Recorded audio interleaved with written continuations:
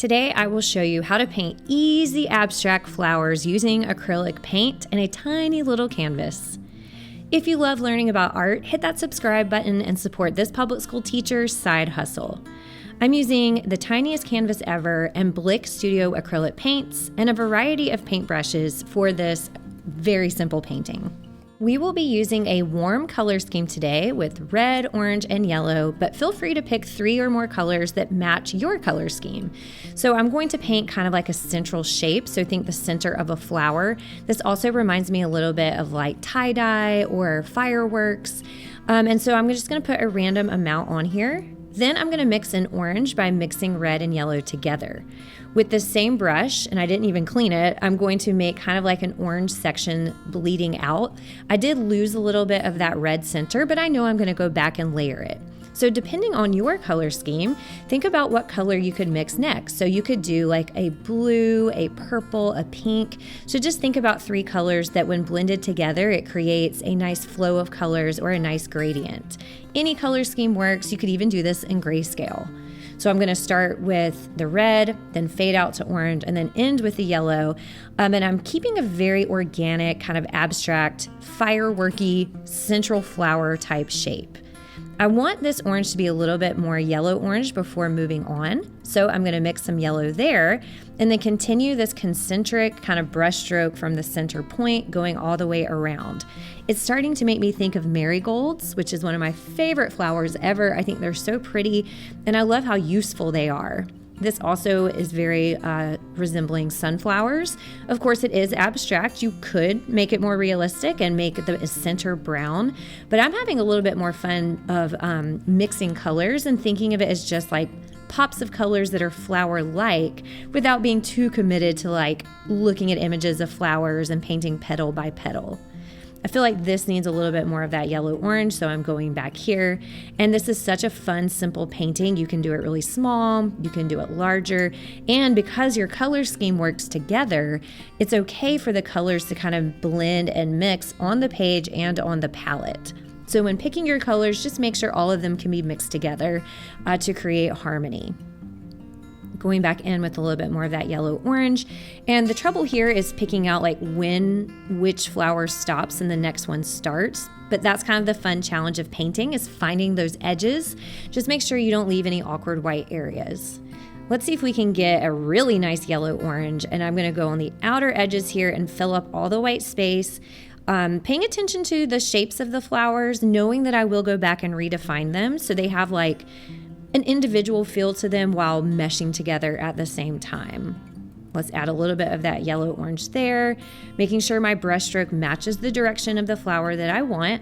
And I always paint in layers, so if it dries and I feel like I don't have as much red as I want or my yellow doesn't stand out, I'm gonna go back like you see here and I'm gonna apply a second coat of that paint.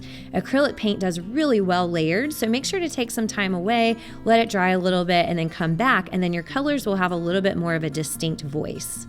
The yellow is showing up, but I'm gonna add a little bit of white to it and see if I can get that really nice, like buttery yellow that will pop. This will give the edges of the flowers a little more distinction from the orange. Very nice. It stands out a little bit too much, but never fear. I know I'm gonna blend it, and I like how this edge really creates a nice drama from the more warmer, darker center of the flower. This will also help me figure out the edges of like which petals belong to which flower, or if you're looking at it like fireworks or just like an abstract pattern, that's totally fine too. The white really does wake up that yellow and give it a nice, classic buttery yellow voice. Let's mix a little bit of paint here, focusing on texture and a little bit of a highlight. And I love how this just, even the texture you can see is different from the rest and it makes those edges pop out. So I'm gonna take my time here to really think about, like I said, edges, which flower or shape belongs to where and where I want that edge to be. And as I'm doing this, I realize that if I do the same to the center, so I'll take my time doing this, and if I go back and revisit and overlap that red again, then maybe I can create even more contrast and create the same effect, but darker and more central to make the flowers or the pattern have that nice pop to it. I did clean my brush because I do not want yellow or white here. I'm going to go back and kind of redefine that central shape that I started out with. And this will give each shape its own kind of identity and really clean up your painting. You have a great base here, but then going back over and paying attention to details once you have paint all over your canvas is a really good technique. I always love to put a corner or put an edge here, so consider that too when you are painting, to always have something kind of go off the edge. Let's revisit that kind of orange color, blending that good. So I was a little nervous that it was going to be a little too yellow or a little bit too red, but I think I have a nice kind of red-orange color that I can fan out from that center so the orange doesn't lose its voice either.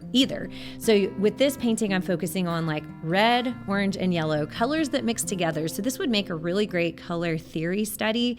So think about those colors that are next to each other on the color wheel and how you can blend them in fun shapes and practice kind of making those secondary and tertiary colors.